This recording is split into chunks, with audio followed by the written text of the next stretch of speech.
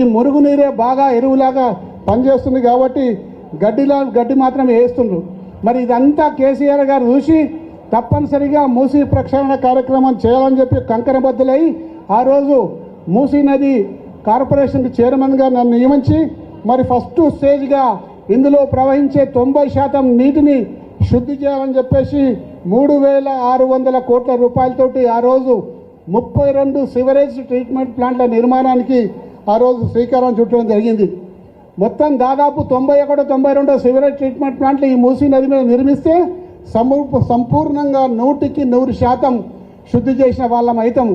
కాబట్టి మొదటి ఫేజ్గా 32 sewerage treatment plant ఆ రోజు నిర్మాణానికి నిధులు విడుదల చేసిండ్రు. అందులో భాగమే ఇలా Nagole sewerage treatment plant 320 MLD treatment plant దేశంలోనే అతిపెద్ద ట్రీట్మెంట్ ప్లాంటు మన నాగోల్కి సంబంధించింది. అది కూడా 2021లో ఎండింగ్లో ప్రారంభమైపోయి దాదాపు 2023 నాటికి ఎన్నికల నాటికి 85% పనులు పూర్తి చేసుకొని ఉండే అలాంటి సివరేజ్ ట్రీట్మెంట్ ప్లాంట్లు మరి అంబర్పేట నియోజకవర్గంలో అనుకోండి, మరి బాపు ఘాట్ దగ్గర అనుకోండి, ఇట్లా అనేక ప్రాంతాల్లో అనేక ప్లేస్లో హైదరాబాద్లో వస్తున్న సివరేజ్ అంతా కూడా నెట్వర్క్ చేసి ఒక దగ్గరికి డైవర్ట్ చేసి ఆ ట్రీట్మెంట్ ప్లాంట్లోకి మళ్ళించి మరి ట్రీట్మెంట్ చేసి ఈరోజు మూసీ నదిలోకి వదులుతున్న సంగతి మీకు అందరూ కూడా తెలిసిన విషయమే. రెండవ ఫేజ్లో మూడవ ఫేజ్లో మొత్తం కూడా మిగతా 60 ట్రీట్మెంట్ ప్లాంట్లు కూడా ఏర్పాటు చేసి మరి ట్రీట్మెంట్ ప్లాంట్లు అన్నీ కూడా ఏర్పాటు చేశాక స్వచ్ఛమైన నీరు మూసీ నదిలోకి వదిలినాకనే రెండవ ఫేజ్ మొదలవుతుంది. రెండవ ఫేజ్ ఏంటంటే మూసీ నదిలో అనేక సంవత్సరాల నుంచి అనేక దశాబ్దాల నుంచి కాలుష్య కొర్రలు చిక్కిపోయింది. సన్నటి ఒండ్రు మట్టి, అందులో దిగితే ఊబి లాంటిది ఉంటుంది, మనిషి లోపల కూడా పోయే పరిస్థితిలో ఉంటుంది. ఆ ఒండ్రు మట్టి అంతా కూడా పేరుకపోవడం జరిగింది. ఆ పేరుకపోయిన ఒండ్రు మట్టిని అంతా కూడా తీసి ఒడ్డుకేసినప్పుడు ఈ స్వచ్ఛమైన నీటికి స్వచ్ఛమైన మట్టి కలిస్తే ఆ రోజు దుర్గంధపూరితమైన వాతావరణం లేకుండా మూసీ నది పక్కకు నిర్వహించే వాళ్ళకందరూ కూడా శుభ్రమైన వాతావరణం దొరుకుతుంది. తద్వారా ఆహ్లాదకరమైన వాతావరణం ఏర్పడుతుంది. ఆ తీసిన మట్టినంతా కూడా ఇరువైపులా ఇటు side right side left side వేయడం వల్ల మన సైడ్కి కూడా బాగా రోలింగ్ చేస్తే గట్టి పడుతుంది. తద్వారా ఈస్ట్ వెస్ట్ కారిడార్ అంటే నాగోల్ నుంచి గండిపేట వరకు రోడ్డు నిర్మాణం చేయాలి. కేవలం మూసీ నది ప్రక్షాళన కార్యక్రమంలో మూసీ నది సుందరీకరణ చేసుకుంటూ హైదరాబాద్ ట్రాఫిక్ను కూడా డీకంజెషన్ చేయాలన్న ఒక లక్ష్యంతో ఆ రోజు కేసీఆర్ గారి నాయకత్వంలో కేటీఆర్ గారి ఆధ్వర్యంలో ఈ కార్యక్రమాలు బ్రహ్మాండంగా జరిగినాయి. మరి రెండు వైపులా 100 ఫీట్ల రోడ్లు ఏర్పాటు చేస్తే ఇప్పుడు ఏదైతే రోడ్లు ఉన్నాయో దిల్సుఖ్ నగర్ రోడ్ అనుకోండి, హయత్ నగర్ రోడ్ అనుకోండి, ఈ రోడ్డు మీద అన్ని కూడా ట్రాఫిక్ డీకంజెషన్ అవుతుంది. మరి ట్రాఫిక్ అంతా సగం డైవర్ట్ దాని మీద అయిపోతుంది. ఎంతో విలువైన సమయాన్ని ఆదా చేసిన వాళ్ళు అవుతారు, ఎంతో విలువైన ఇంధనాన్ని సేవ్ చేసిన వాళ్ళు అవుతారు. మూసీ నది బ్రహ్మాండంగా ప్రక్షాళన అవుతుంది.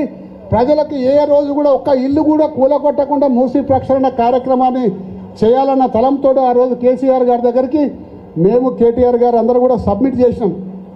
సార్ ఇక్కడ అన్నీ కూడా కొన్ని విషయాల్లో దాదాపు 11,000 మందికి దీనికి అడ్డం వస్తున్నారు, మరి వీళ్ళని ఏం చేద్దామని చెప్పేసి అంటే ఆ 11,000 మందిలో ఎవరు కూడా ఇల్లు కూలగొట్టడానికి వీల్లేదు. మనం పరిస్థితి 11,000 కుటుంబాలు ఎవరు కూడా కుటుంబాన్ని ఇబ్బంది పాలు చేయాల్సిన అవసరం లేదు. అవసరమైతే ప్రాజెక్ట్ను ఆపుదాము, ఆలోచన చేద్దాము, ఇంతకన్నా బెటర్ ఆలోచన మనం చేయగలిగితే ఆ ఆలోచన చేద్దామని చెప్పేసి ఎన్నికల ముందు చెప్పడం జరిగింది. అప్పటికే ఎన్నికల నగారా మోగింది.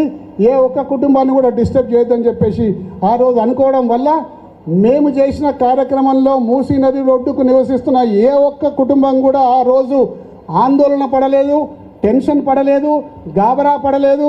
ఎవరికి అసలు మేము చేస్తున్నట్టు కూడా తెలియకపోవడం, అంత సాఫీగా ఆ కార్యక్రమం జరిగిపోయింది.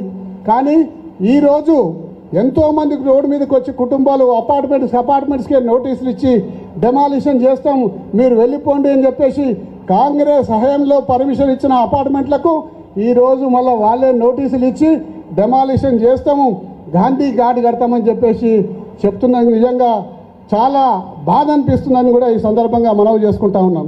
మరి అక్కడ గాంధీ ఘాట్ కట్టాల్సిన అవసరం ఏమొచ్చింది? 5,000 కోట్ల రూపాయలతోటి ఇలా గాంధీ ఘాట్ కడతా అని చెప్పేసి ఇలా ముఖ్యమంత్రి గారు ప్రకటిస్తున్నారు. మరి రాష్ట్ర ఖజానా ఖాళీ అయిపోయింది. పేగులు నా పొట్ట చింపినా నా దగ్గర 1 రూపాయి లేదు, నన్ను ఏమి అడగకండి మీరు, నేను ఎవరికి ఏమి ఇవ్వలేను, బిల్లులు చెల్లించలేను, మరి అలాగే ఉద్యోగస్తులకు పింఛన్ కూడా చెల్లించలేను, ఎవరికి చెల్లించలేను అని ఒక దిక్కు చెప్పుకుంటూ రెండో వైపు ఏమో కొన్ని వేల కోట్ల రూపాయలు దుబారాగా ఖర్చు చేసే ప్రయత్నం చేస్తున్నారు. మరి కేసీఆర్ గారు కట్టిన అంబేద్కర్ స్టాచ్యూని ఆ రోజు దేశంలోకి వెళ్ళి అతిపెద్ద అంబేద్కర్ స్టాచ్యూ ఏదైతే ఉన్నదో సెక్రటరీ పక్కకు, దాన్నేమో ఎవ్వరు కూడా విజిటర్స్ రాకుండా ఆపేసి బంద్ చేసి ఆడికి విజిటర్స్ ఎవరిని అలౌట్ చేయకుండా దాన్ని మొత్తం కూడా బందీగా చేసి ఇక్కడనేమో గాంధీ ఘాట్ కడతా అని చెప్పేసి అలా ముందుకు వస్తూ ఉన్నాడు. ఎంత మటుకు న్యాయం? కట్టిన విగ్రహానికేమో సందర్శకులను రానియకుండా మరి లేని విగ్రహం కోసం ఇవాళ కొన్ని వందల ఇల్లు కూలగొడదామన్న ఆలోచన చేస్తున్న ఈ ఆలోచన విధానాన్ని బీఆర్ఎస్ పార్టీ వ్యతిరేకిస్తున్నది. బాధితులకు మన బీఆర్ఎస్ పార్టీ నాయకులు, మన ముఖ్య నాయకులైన కేసీఆర్ గారు, మరి కేటీఆర్ గారు, హరీష్ రావు గారు ఎప్పుడు అండగా ఉంటాము. బీఆర్ఎస్ పార్టీ సైనికులమైన వేదిక మీద మేమందరం కూడా మీకు అండగా ఉంటామని చెప్పి మనవి చేసుకుంటూ ఇప్పుడు మన నాయకురాలు సబితా ఇంద్రారెడ్డి గారు 2 నిమిషాలు మాట్లాడు.